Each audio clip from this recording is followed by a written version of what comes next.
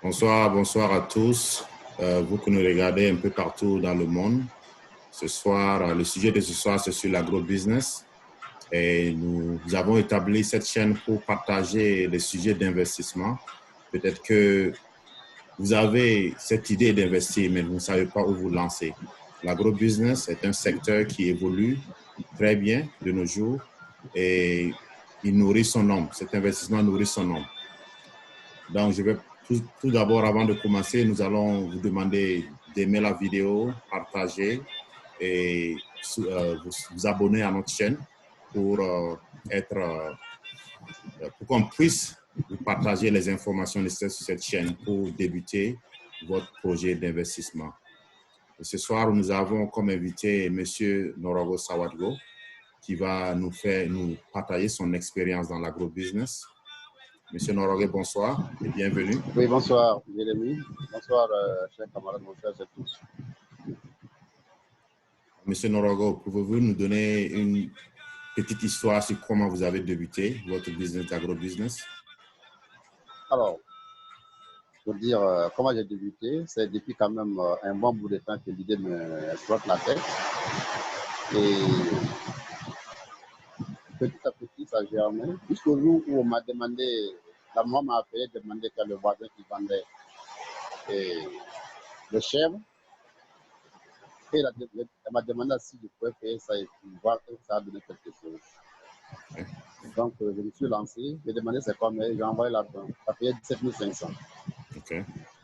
Et depuis lors, quand j'arrive, je vois les chèvres, ça m'était fait à chaque fois 3 fois. Donc, en tout cas de 6 mois, je suis parti de 4 chèvres à presque une vingtaine. Parce que les 3 que j'avais acquis au départ, là, les 3 étaient tous en gestation. Okay. Donc, quand ils ont mis bas, j'ai eu d'office 12 ans. A été au 4, ça faisait 17. Donc, après, je me suis rendu compte que d'office, pour 17 500, on se retrouve avec 17 chèvres. Et quand on a vendu, ça m'a donné l'idée quand même que c'était un chèvre assez rentable. Et depuis l'idée germe, à chaque fois que j'ai un peu d'argent, je mettais dedans. C'est un petit peu comme ça. OK. Ouais.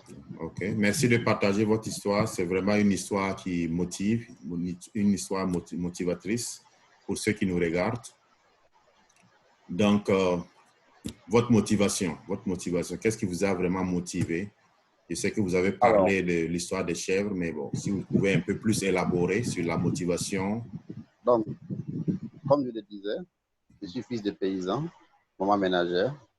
Okay. À partir de l'histoire que je vous ai racontée, qui a été vraiment le point de départ, je me suis demandé, par rapport à ce que je fais, les déceptions que j'ai au niveau de mon travail en tant que biologiste médical, ensuite en tant que consultant individuel, ou deux fois on télévise sur des marchés, pas sur des bases vraiment qui tiennent la route, du temps qu'on t'a écarté. Je me suis dit dans quel secteur moi je pouvais investir et être totalement tranquille. Okay. Quel secteur était réellement porteur et je n'avais pas à faire à l'administration. J'ai trouvé que c'était la production végétale et animale. Tu produis, tu vends, tu n'as pas à faire à quelqu'un au niveau de l'administration. Oui. Et jusqu'à présent, tout ce qu'on produit sort. Ça, c'est le premier point. Le deuxième point, c'était le besoin quand même d'avoir participé à quelque chose qui construit la notion de Pinavès. C'est-à-dire, je me suis dit que moi, j'allais au magasin de ma famille, mais chaque fois que j'envoie quelque chose au village pour que les gens puissent payer de quoi manger. Qu'est-ce que moi je pouvais faire réellement pour permettre aux gens? Il y a eu une saison où j'envoyais l'argent, mais il n'y avait même pas de quoi dans le marché. C'est-à-dire que ne peut pas trouver les céréales sur le marché pour acheter. Oui. Et ce qui m'a totalement convaincu, c'est que depuis 2 ans, j'accompagne des producteurs dans des projets. Et je me suis rendu compte qu'ils ont un pouvoir d'achat énormément élevé par rapport à nous qui sommes en train de salariés. Oui. Il y a des gens, quand ils secouent comme ça, ils peuvent faire sortir sur place l'argent que tu n'as pas pour. Et je suis tombé sur un que je cite deux fois comme exemple, peut-être qu'on a l'occasion de l'interroger un jour. Oui. Il est capable de remplir chaque 6 mois un camion avec des bœufs qui rentrent au Ghana. Oui. Vous imaginez. Et toute sa famille est impliquée, depuis l'enfant qui est au CP1 jusqu'à sa première femme de lui-même. Toute la famille. Oui. Voilà. Donc, quand j'ai vu ça, je me suis dit, écoute, je peux contribuer à nourrir les Burkinabés et me faire beaucoup d'argent. Oui. Donc, je suis parti. Voilà, un petit peu, c'est un ensemble de ça, quoi. OK, merci beaucoup, Monsieur Sawargo. Quelles ont été les difficultés que vous avez eu à traverser? Comme difficulté, c'est essentiellement l'accès au financement. Il faut compter sur toi-même.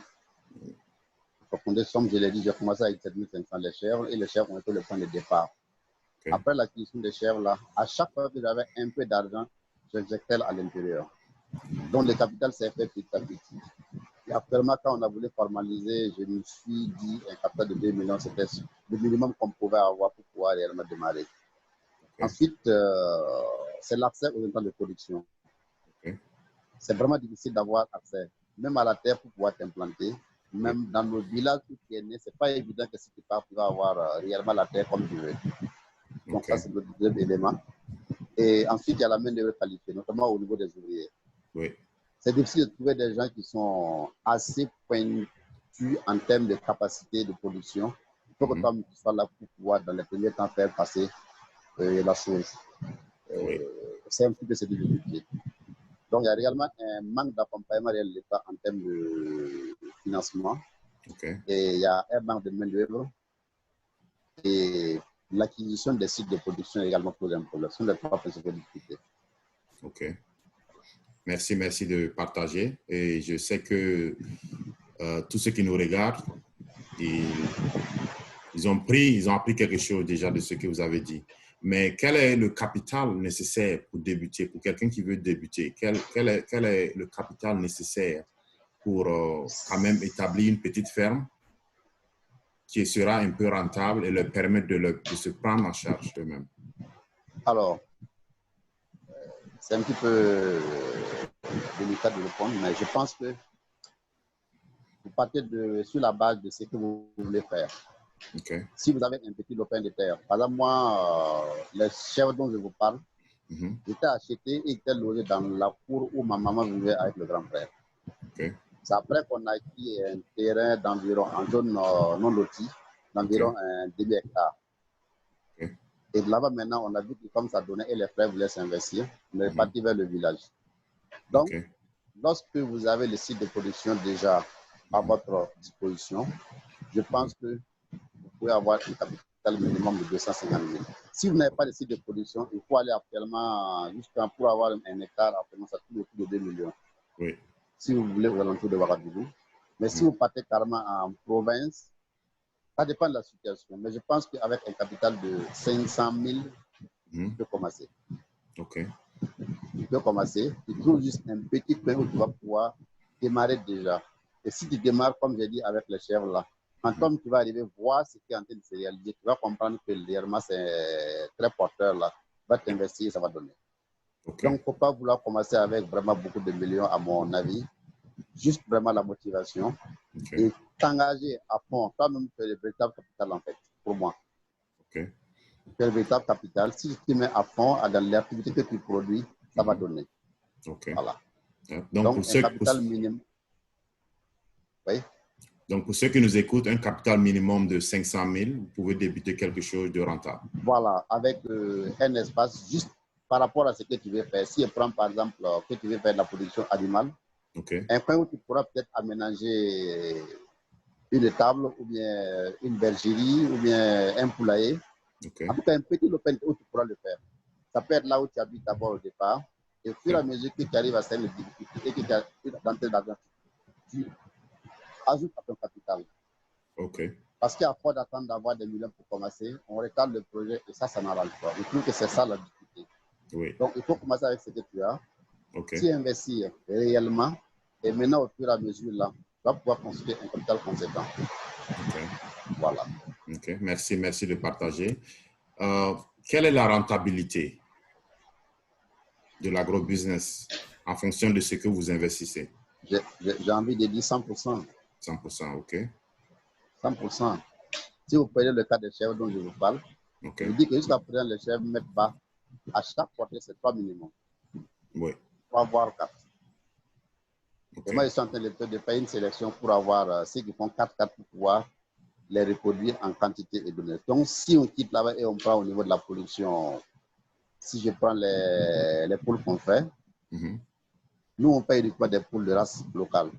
On les paye, par exemple, au mois de, comment je vais dire, au mois de mars, non pas mars, juillet, août, septembre, pour vendre pendant les fêtes de fin d'année. Et on les paye autour de 750 000 francs maximum. On vient, on les met en quarantaine, on les traite. Mais lorsque nous dépensons autour de 1 million et qu'on vend en décembre, janvier, si nous n'avons rien, c'est minimum 3 millions. Ouais. C'est pour les poules de race locale. Si on va au niveau de la production, le champ de maïs, la rentabilité, même si votre sol est très pauvre, c'est autour de 4-5 tonnes à l'hectare. Ouais. Si d'aventure, vous avez l'eau permanemment. Si vous n'êtes pas ravagé par une sécheresse et que vous avez des dispositifs pour parer aux sécheresses, vous avez 4 à 5 tonnes à l'hectare. Donc, grosso modo, tout ce que vous mettez à l'intérieur, vous faites pratiquement 100%. S'il n'y a pas de contraintes, cas de force majeure, c'est du 100%, tout bénéfice. OK. Mais qu'est-ce que vous conseillez à ceux qui vivent dans des zones arides? Il n'y a pas de zone aride à mon sens. Il faut juste trouver l'eau. L'eau, OK. Lorsque vous avez l'eau, on peut récupérer la terre. Lorsque je vous dis qu'ils sont dans le village, je suis allé sur une terre totalement latéritique, totalement appauvrie, totalement qui ne peut... Le sol ne répond plus. Le sol était totalement mort. Okay. Maintenant, si vous arrivez, c'est le sol où les gens, tout le monde veut venir cultiver. Oui. On l'a récupéré petit à petit avec tout ce qu'il y avait comme apport en humus. Actuellement, je peux dire que c'est le sol le plus riche au niveau du village. Oui. Donc, le sol aride là, si vous avez de l'eau à côté, vous pouvez le récupérer. Okay. Voilà. On récupère forcément les sols. Ça veut dire que maintenant, vous n'allez pas avoir un retour sur investissement les premières années. Okay. C'est-à-dire que votre production serait intéressante au bout de la 3e année. Okay. Donc, lorsque vous partez sur un sol pareil, là, il faut vous assurer d'avoir quand même, si ce n'est pas votre propriété, il faut vous assurer d'avoir quand même un temps assez long pour pouvoir récupérer votre travail sur le sol. Okay. Parce que c'est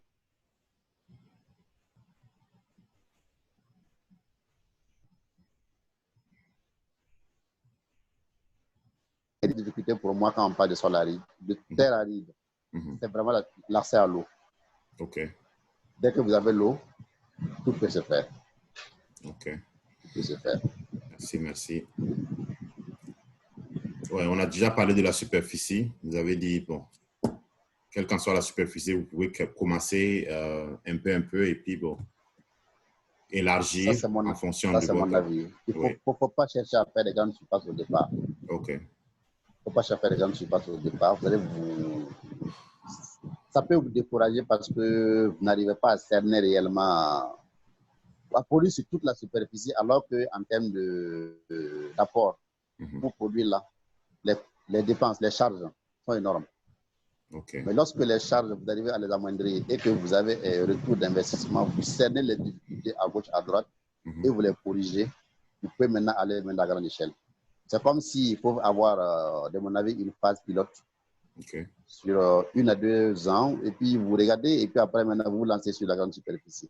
Si on ajoute à ce paramètre-là le fait que l'accès au financement n'est pas tout à fait acquis au départ, là, je pense que c'est vraiment bon de partir à petite échelle. Mais si vous avez les moyens où vous pouvez vous acquérir une grande superficie dès le départ, là maintenant, il faut également mettre l'accent sur les hommes qui vont produire. Il ne faut pas vous flatter comme quoi si je mets mon petit frère ou bien un nom ou bien quoi, ça va marcher. Vous allez perdre votre capital. Vous allez être totalement déçu. Donc, il faut réellement engager des gens qui s'y connaissent dans le travail, a priori au moins un technicien supérieur en production végétale ou animale, quelqu'un qui s'y connaît et maintenant lui va servir de formateur de ceux qui des ouvriers, ceux qui assurent la main d'œuvre là. Et maintenant, il va également superviser la production parce que une petite bévue au départ dans une production ou bien quand la production peut amener quelque chose de fatal. Si c'est permis, je vais vous raconter une histoire d'une ferme de production animale. C'est un poulailler. Pourquoi une grande ferme? Alors, moi j'étais assis, on m'a appelé en train de venir voir le de la ferme qui avait un souci. Le propriétaire était en Europe, était en France. Un docteur vétérinaire.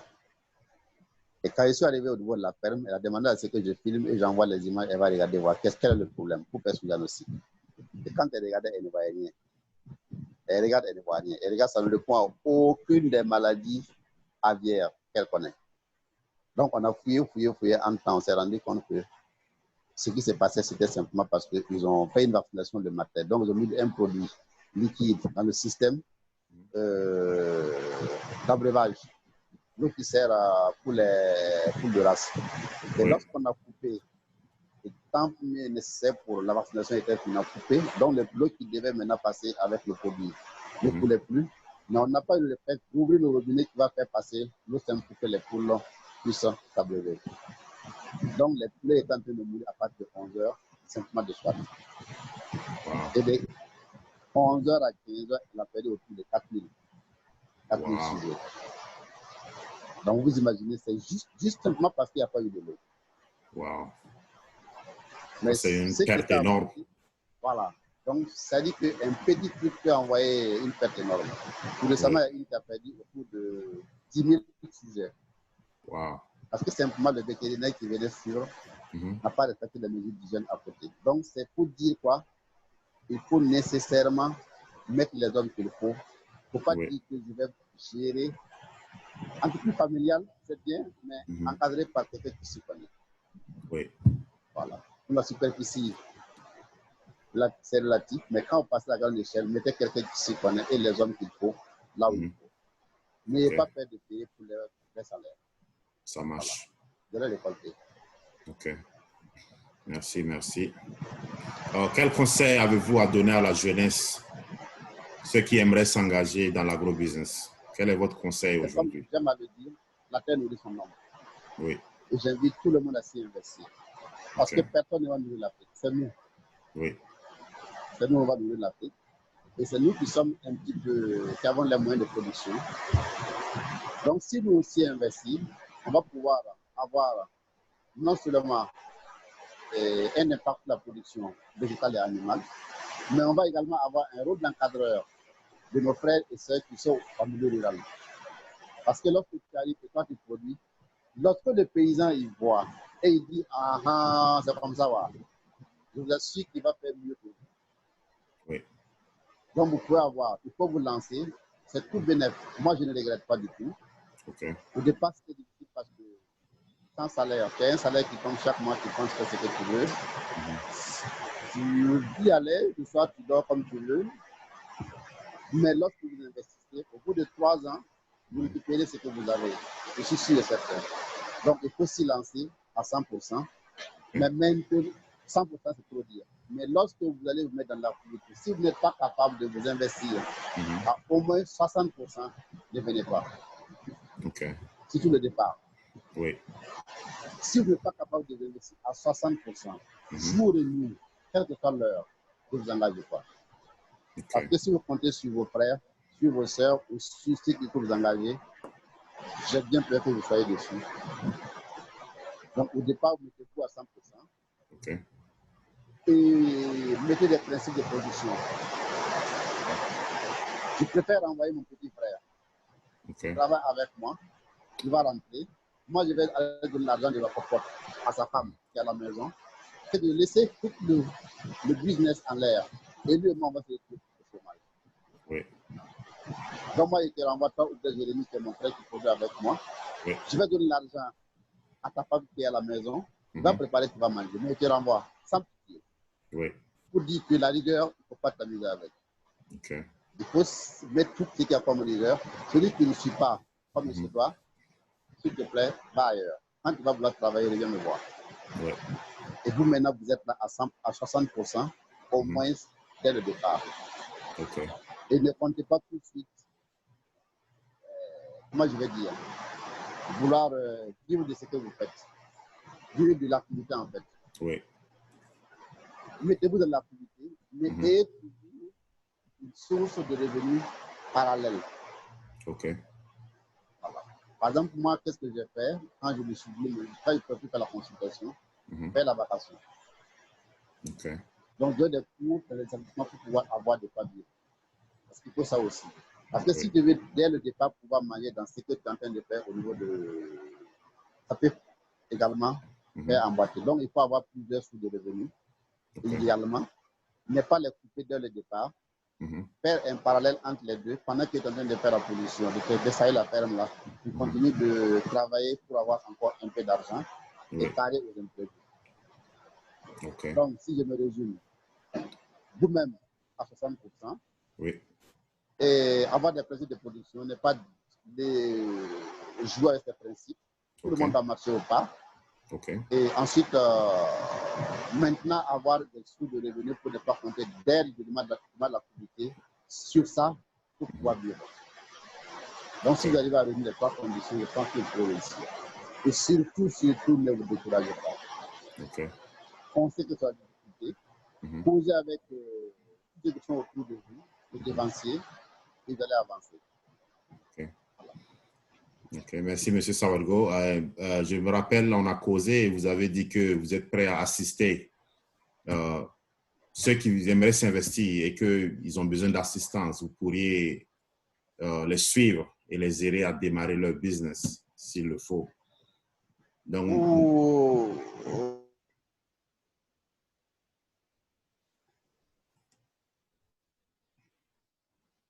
les activités qui arrivent à démarrer au niveau de la ferme. Lorsque je circule et je vois plein de jeunes qui sont assis en train de boire le thé, ou bien lorsque je vois des élèves qui ont autour de 25 ans et plus et qui ne produisent pas, ils n'ont pas encore un apport à l'économie nationale, je trouve que c'est une perte. Ce n'est pas quand ils vont avoir 35 ans, 40 ans qu'ils pourront produire réellement pour le pays. C'est le point de le bas âge. Donc, un petit peu pour dire qu'il y a un pan au niveau de la formation, notamment pour les ouvriers de production, qu'on veut valoriser. Donc, il y a un aspect formation à l'intérieur que nous, on veut initier.